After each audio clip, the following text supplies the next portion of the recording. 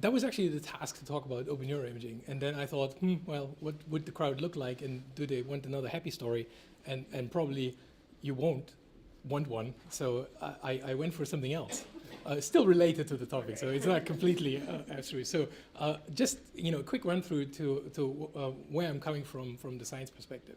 I think we should be able to read those images, and not in the sense of which of 4 alternatives is this. We should really understand what this is, and some other people who got rewarded by the system agree with that perspective. And I don't think reading those images should result in a paper. It should result in something that somebody can build. Probably in China, that you can buy and use, right? To read out the state of a complex, organism part like the brain. And I think everybody agrees with me. This is utopia, and that's not in 5 years. It's not in 10 years. It's probably not in 20 years. But the state with which we are struggling is still to make a distinction between what is noise and what is inter-individual variability, what is intra-individual variability. We basically have very little clue about things. And if I would have time and I would stick to the topic, I would have told you that there is stuff that you can do in terms of functional alignment, go away from sensor space, go towards cortical tuning functions and so on. I would have shown you a few bits where you can do almost magic things by applying a small linear transformation, and that would lead you to something that you could capture as a labeled high-dimensional brain state space that you could use to read out things, and then I would have confessed that I'm a psychologist, and there are ways to get a sense of high-dimensional spaces by asking lots of questions and doing factor analysis and all kinds of stuff, and then I would have be depressed to tell you that this is an intractable problem that we are not capable of solving because there's just too much data, too many dimensions, too much money that would be required, so no individual lab can do that. And then I would have raised your spirits again and show you that in synthetic biology, they have attacked problems like this and are very successfully doing so on a year-by-year basis, doing pretty much some sort of institutionalized crowdfunding of innovation, which is really impressive. And I think we should have something like this in neuroimaging. In open neuroimaging. That's the connection, right? So I won't tell you any about that. What I will do is I will just say that in order to try to push in the direction of that movement, we released an open data set now 4 years ago and published that in Scientific Data, which basically we had data recorded from people listening to a version of the movie Forrest Gump for the blind in a 7T for 2 hours, and then recorded everything else that the machine can do. And then we just released that data. No hypothesis-driven project whatsoever. We did QA analysis of the data. We did nothing else, hoping that it would be attractive to some people so they could pick it up.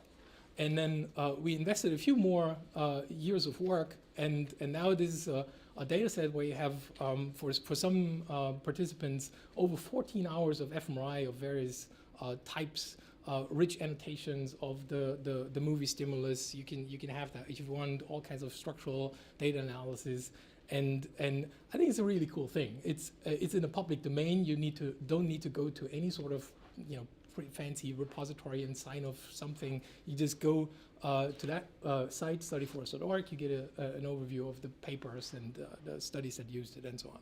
You could go and play with it.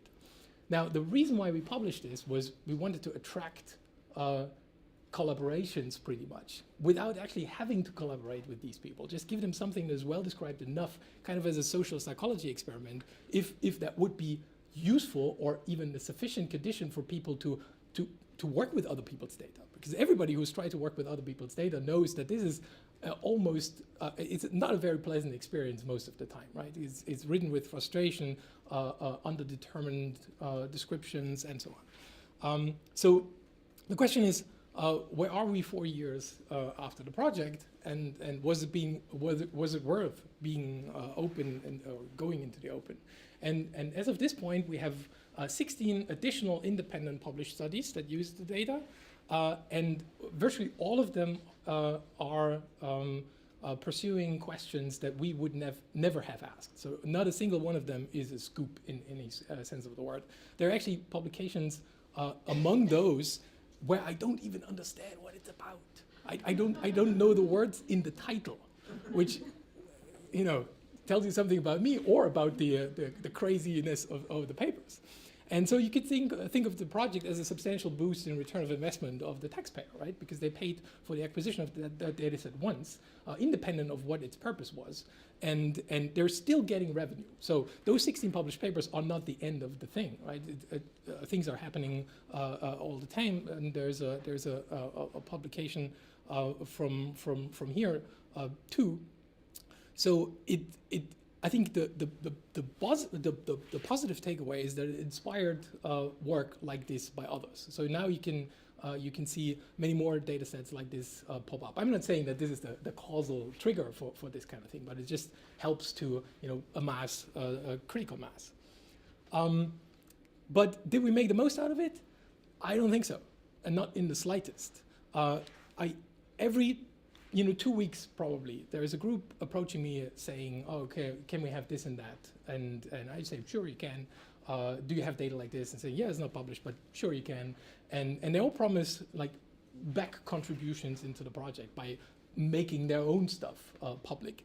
And up until very, very recently, those have all been seemingly empty promises. Now we know that scientific projects take a while, so I don't know, what is the reason for that? Maybe they didn't find anything, or anything could be the case. But I'm constantly giving people access, and there is literally nothing coming back, right? So in the sense of having kicked off something that is then some sort of perpetual machine, it's just a giant failure. That's what it is.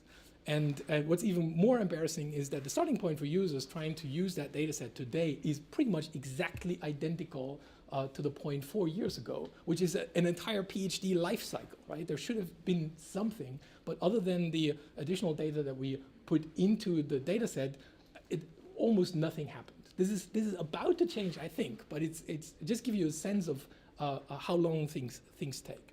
So the question is, why? Like, why is it not going, everybody talking about open science, things will be faster, and you do things and pre-register, and, knowledge amassing will just be almost instant, and it's just not going to happen from my perspectives. So the question is, anything that we can take away?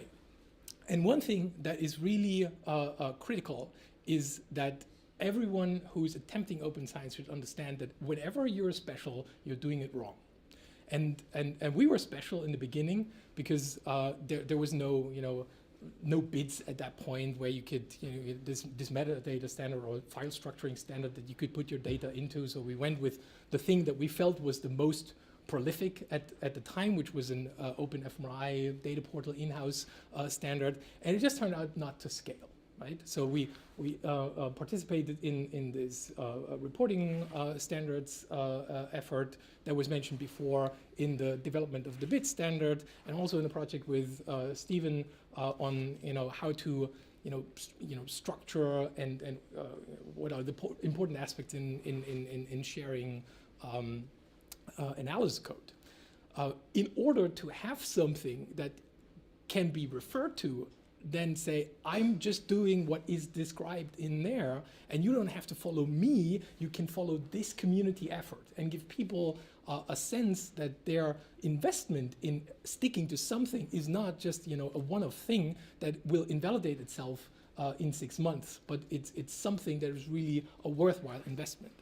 So, and I kind of speculated that somebody would have mentioned the FAIR principles at this point in this audience. Nobody did.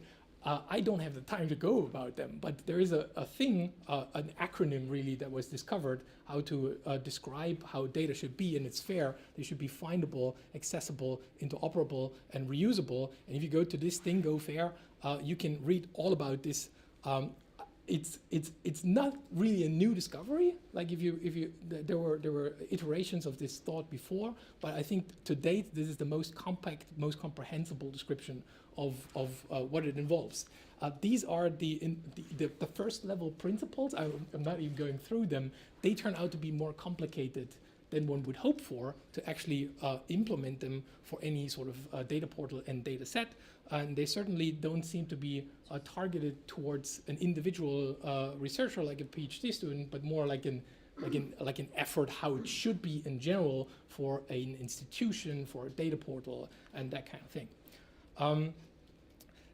There's one thing that I find missing for some reason in all this discussion about the FAIR principles as a direct experience from working with our data set and working with other people working with our data set, which is the time dimension, right?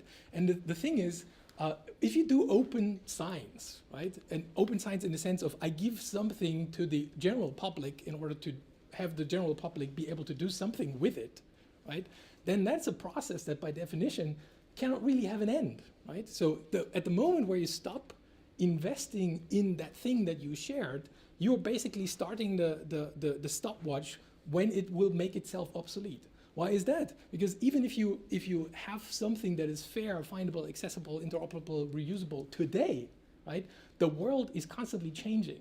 And code that runs today will not run tomorrow. It's almost guaranteed that it won't run tomorrow.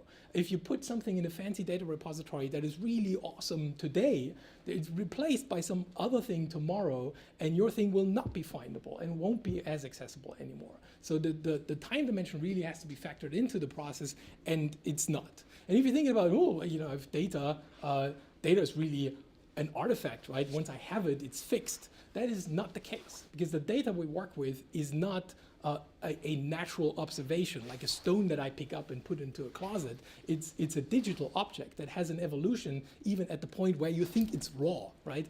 There have been things done to it, and in order to put it into a releasable form, you do many more things to it, and they all involve software written by people who are not software developers. It's guaranteed to be buggy. There will be things that are broken, and if you look at the changelog of the Study Forest dataset, you'll find tons of them. Tons of things that were broken.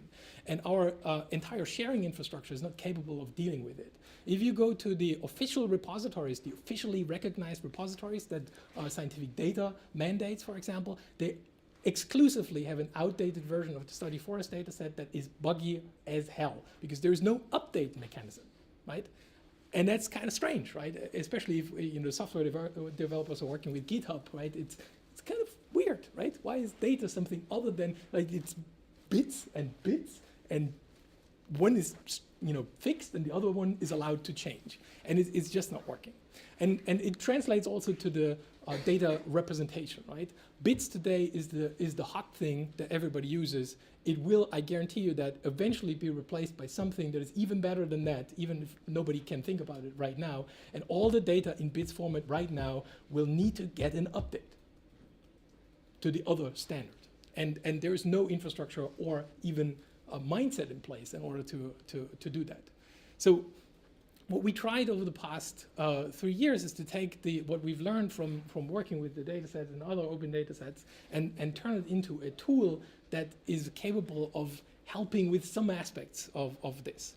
And the tool is called DataLad, and it's basically a software suite that aids managing the evolution of digital objects. Not only code, not only data, but the combination of everything that involves digital workflows for science. And as on the sidelines, it also yields fair resources that you could share if you are inclined to do so. But it's built into the thing, but it's not a requirement. Not everything needs to be shared. So few points on the principles that underlie this software before I will give a few examples. I will only be able to scratch the surface. It is a general purpose tool, so it's not specific to neuroimaging or to neuroscience or to anything that could be associated with a single domain. It only cares about two things: data sets and files, right? We all work with files. Most people work with files. Not everybody works with files. Some people work with database servers. This thing cares about data sets, which is a collection of files and folders, the things that we have on our computers and work with. And the smallest unit in it is a file. That's what it cares about. So it's basically a content management system that operates on the units of files. A data set in DataLad is a Git repository. So what we've learned in the previous talk about what we can use Git for to track versions and so on applies to everything that's managed by DataLad equally well, because it uses the same technology underneath. Purpose of this technology is, or the advantage of this technology is, it's not science specific. The entire planet uses this. If this goes away, it will be replaced by something that is guaranteed to be better, or we have the zombie apocalypse. And there will be a massive transition to go from this system to whatever the next system is that I don't have to pay for. And that's a huge, huge advantage. So in addition, a data set can have a so-called annex that is optional, which makes it possible to track terabytes and petabytes of content in a Git repository, something that you cannot do with Git directly, because it becomes really, really slow once you exceed a few gigabytes. We use a tool called Git Annex, which is pure magic. It's written in a language that nobody understands. It has a bus factor of 1, sadly, if you know all about the bus factor, but it's absolutely magical, and it's not a scientific project. Some of you might know about the Internet Archive, right? They back up the internet, which sounds like a lot, right? That's done with Git Annex, for example. So it can handle things. There is one, it's called a social principle that we have deep in the core of DataLad, which is we do things in a way that don't introduce custom data structures that cannot be understood after this project dies, right? And it will die. I guarantee you that. We have a bus factor of 5 at the moment. We're right, in the median, and that means it will die at some point. It's not that reliant on external funding right now, but it will die. So the question is, if you adopt that, are you willing to bet your career on mine? And probably you won't. And so anything that you do in here actually uses data structures that are not specific to this application. They're specific to something that is globally used. And other than that, relies on text file formats that are properly marked up, so you could understand them in a sort of software archaeology type of sense. And we have complete decentralization in the system. So there's no requirement at any point to maintain a central infrastructure that somebody needs to pay for. Like, your laptop is a perfectly capable central infrastructure that this thing can use. But in addition, it is made to use pretty much all the central infrastructure that we have, from Figshare to GitHub to institutional repositories whatsoever. We should be able to interface with that, maybe minimal adjustment if you're really special, but there is no required central infrastructure, but you can harvest all the benefits from central infrastructure if you want. And that's pretty much what it is, and which is sufficiently abstract to not understand a single thing. So I'll give you a few examples of how it looks like. DataLad in its core is a command line interface. So it has a command line interface and a Python API. So I'll show you actual code. It's almost trivial to put that into UI if somebody would have the resources and sufficient energy to do it. But right now it's an infrastructure tool.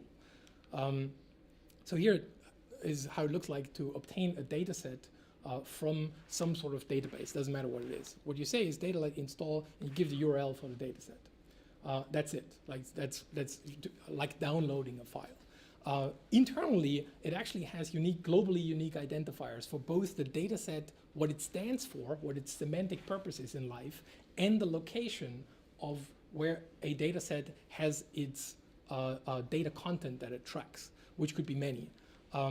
Those are internally, as users, we don't want to see them. That's why it goes this way.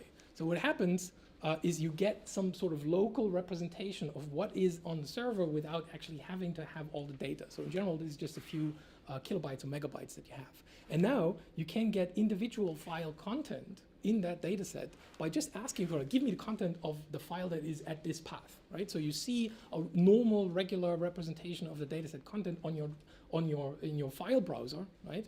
It just doesn't have any content until it is obtained. And internally, this is all referenced by cryptographic hashes, so you know precisely what version of a file you're working with, and anything that you do with that knows that it used this specific version of that file, not even the entire data set release. So, but the entire data set also maintains an idea of history. So you can have a local version. It's a decentralized system, right? So you have a local version of that data set, like a local Git repository, and the database might introduce an update, and you can ask DataLad just to update the information that it knows about all the other locations, and that information becomes available here, and you can do things like DataLad, update me the local one, and all the files that I obtained before, right, which might be a subset of what is actually in the data set. You have a big data set, and you're only interested in 2 files. You don't want to have the 2 terabytes that it contains, right? Only the 2 files. If you run this line, it will get the new version from the database and then re-obtain the content of the files that you were interested in, and only those, and update them if you want that. So it's quite neat. So all of that, what I've described so far, you could do if you're sufficiently proficient with Git and Git Annex. You could do more or less by hand. It wouldn't be as compact as this one, but it's all doable. What those tools cannot do is interlink those data sets. So we can nest data sets into each other, which sounds abstract, but I'll give you an example in a second. So technically it looks like this. I tell DataLad to install into the data set that is in the current folder another data set that is obtained from this URL under this name, right? And what happens is that this is just a representation of the change in the Git content. So it really is a few lines of text. It weighs a few bytes, therefore. So connecting data sets is really a lightweight thing. But what enables you to do is you can now compose data analysis project trees out of modular components that come from different sources and are taken care of by different people and have their different evolutions, and you still have a consistent tree that you know precisely which version of which piece you're using to produce particular analysis outputs. So if you go through here, this is an analysis folder, project A, right? It has a code directory that contains a reference. This is like a dataset link to a Git repository of a third-party library that your code is using. You can have other stuff in here. There's stuff that you track directly in the repository of that analysis because it's relevant for that analysis. What is the analysis about? Where was it published? That kind of thing. You link in input data, pre-processed data.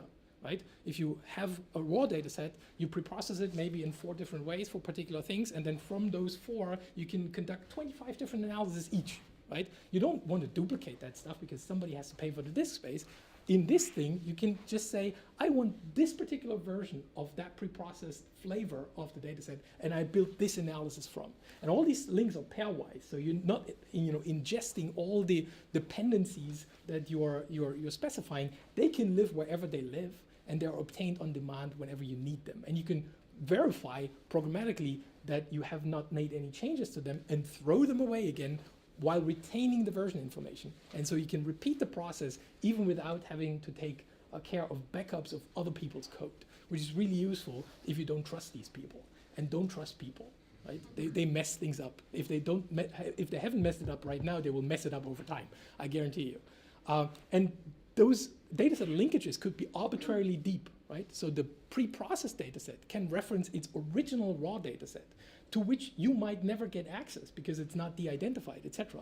But you have a cryptographic link to the identity of the dataset. So if there's ever any problem, you can at least email the people and tell them, I use this specific version of that thing and I think it's buggy. Can you check that for me, right? Most published open data that you can get anywhere today does not have that ability. You can email those people and they will either ignore you or say, this is really out of our reach. With this one, you can do it.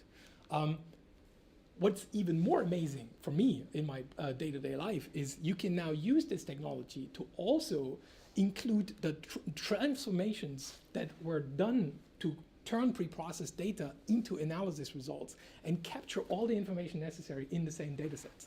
So you give it 2 examples of command lines that run.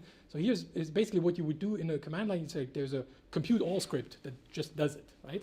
That compute all script is tracked in the version control system, so you know precisely what it did at the time where you ran that command.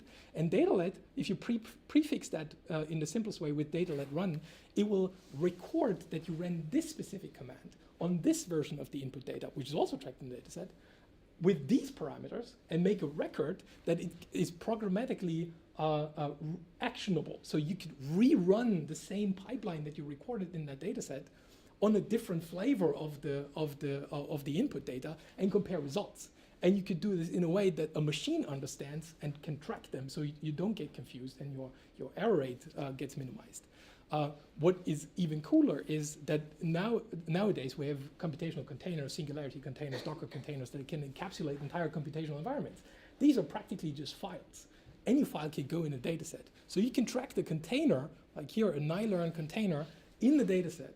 So you're not only capturing the input data, the code that runs, but also the computational environment in which it was executed, and all the parameters that were necessary in order to kick off that computation, and the results that it produced at the same time in the same repository, right? Without having to duplicate any input data whatsoever. So you're really just capturing the essence of what your analysis is about and nothing else. But you keep precise information about nothing else. So what we additionally have is the support to extract, to work with metadata for your data.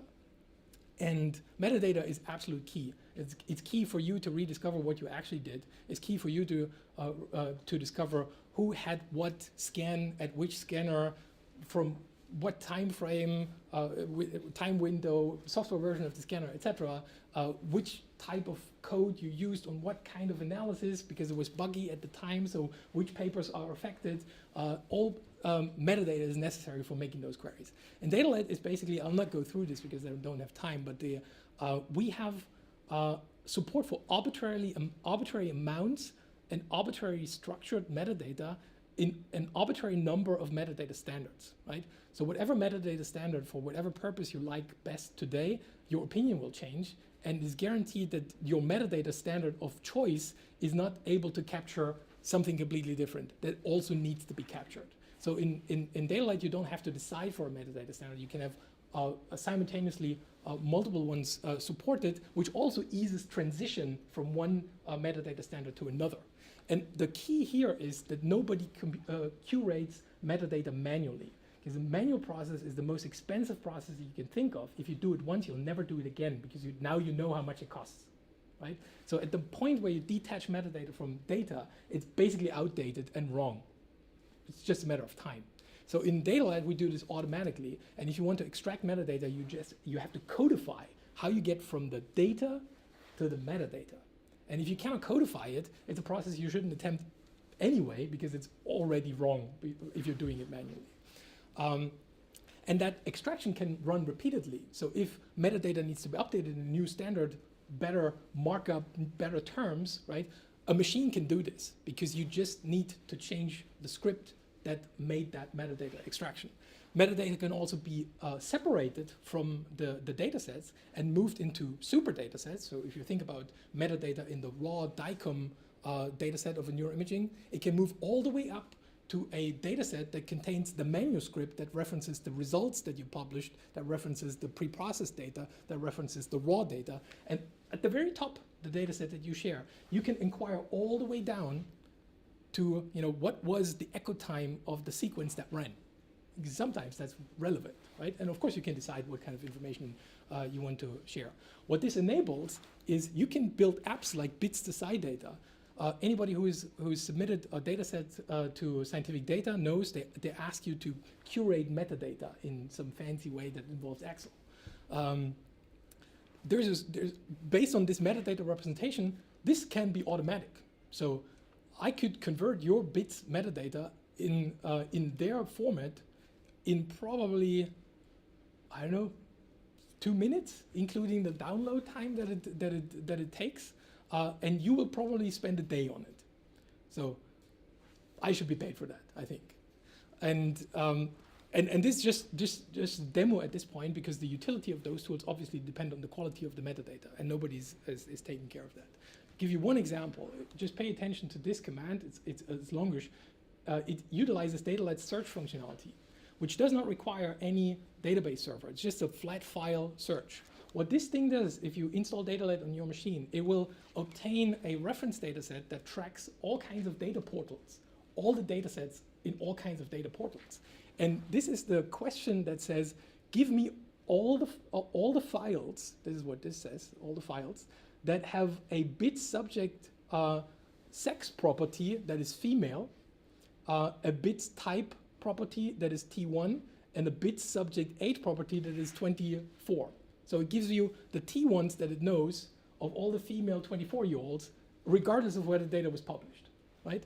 And this is the visualization of the structured record that you get. This is obviously for machines, but you can see that it represents all the individual metadata side by side. So here's bits, there's nifty metadata. It gives you direct download URLs of where versions of files that have these properties were published, and it tells you what actually matched. So you can see it doesn't have to be a direct reference. And this is all possible without any sort of fancy indexing technology. It takes for 14 terabytes and a million files about a minute 20, right? So if you put that in a database, it becomes faster, but you don't have to. You can publish with DataLad, just briefly, to all kinds of commercial services and institutionally used technologies. You can use data encryption if you think that's necessary for your data. You can have configurable permissions and authorization schemes. So basically, DataLad separates the management of data identity and metadata from the actual storage. So you can share information about your data set with people freely and openly, but you can arbitrarily hard lock down access to actual data content, and those could be managed completely separately. So you can use your library to host your data, and they can have whatever procedure to perform authorization, and DataLad can just manages the identity.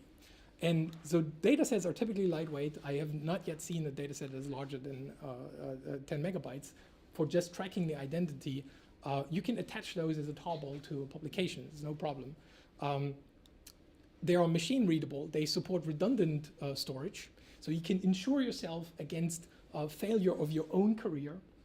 You can insure the data set against failure of your own career, you vanishing from the surface of the scientific planet, from your institution closing down the storage that you picked as the most awesome at the time, right? The closing down of publishers, of data portals like Figshare, they're all commercial entities. They go away, it's guaranteed, right? A data set like this weighs almost nothing and can track identity in multiple places for the same objects at the same time. And of course, it can be updated. And also, the data set is not attached to you. And if you put that on GitHub, that data set, it's compatible with GitHub. You can take it and become the curator of something that you think is a valuable resource for the future, even if the original authors don't think about it anymore. So you can be your own library curator if you want and you can afford it. DataLad can do many things, but it's intended to be extended by third parties that don't have to talk to the authors of DataLad. So you can write extensions which are separate Python packages that people can install from you. It just pulls in the DataLad core pieces. We have stuff to work with containerized environments, stuff to scrape web resources, neuroimaging, base tools, metadata extractors, workflows for automatic bits conversion, that kind of stuff. Everybody wants that. Remote code execution on cluster cloud grid services, a thing that you can build a REST API with it. There's stuff that you can build web UIs for data sets with that you can expose search. And I'll pretty much end with this slide, which shows you what kind of different ways you can connect data sets to each other. So here's the example of a paper. I mentioned it before. Paper references and analysis uses a fMRI pre-processed data set that came from a raw data set in bits format that was derived from a raw data set that nobody can have. And those could be hosted on OpenEuro. OpenEuro actually using DataLad as the storage backend. So they are managing their own data sets. With this one, you can go to GitHub and download all the data sets that are on OpenEuro with DataLad and their entire history, which is quite neat. And all the individual pieces of content in those data sets you can publish to lockdown databases or public databases. And you can decide where you put each individual pieces file by file within the data set, right? So you have almost complete flexibility. I know some people are saying,